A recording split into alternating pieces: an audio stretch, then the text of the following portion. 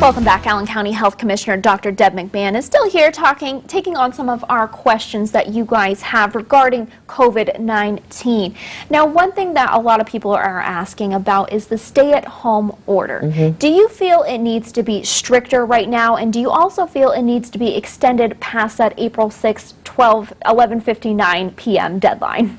Well, boy, again, another opportunity to thank our governor for being so forward-thinking. I trust his judgment. I think the problem isn't necessarily that it needs to be stricter, but I'm sorry, your neighbors are ratting on you to our hotline and telling us that people aren't complying. So I think if people complied with the existing shelter-in-place order, I think we would be fine.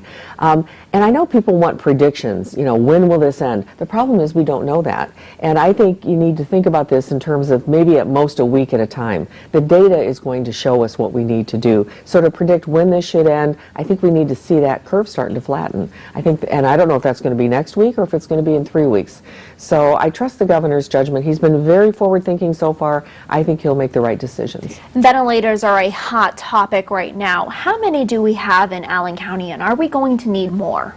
Well, I think that's what we're in the process of doing, is looking at, because not every ventilator is the same. So a ventilator used in surgery is different from one that's used at the bedside at the ICU. So we're in the process of collecting that data, looking and see how we can use that data in projecting and planning for a surge. But one thing I want to remind people of, because it's ventilator, ventilator, ventilator, that's great, but a ventilator requires a suite of resources for that patient. You have to have a respiratory therapist. You usually have to have a one-on-one ICU nurse. You have to have a hospitalist, an intensivist, a pulmonary critical care doctor, other specialties as needed, cardiology, nephrology, whatever. You need medicines, you need oxygen, you need nutrition, you need physical therapy. Every 1 day in bed needs a week of rehab. So it's not just a ventilator that these people are trying, it's the suite of resources that that patient needs in addition to the ventilator to get them through that ARDS. So ventilators are an important part of that, but please don't forget, we need healthcare workers. They're the most critical part of the team. Do you feel our hospitals are prepared for even more cases at this point? Oh my gosh, I can tell you, you know, I've spoken with the folks at Parkview extensively, at Lutheran. They're just doing some really innovative things in terms of planning. I mean, and I'm sure at some point they're going to share that stuff, but they have been working around the clock. They know this is their issue. They are prepared for that.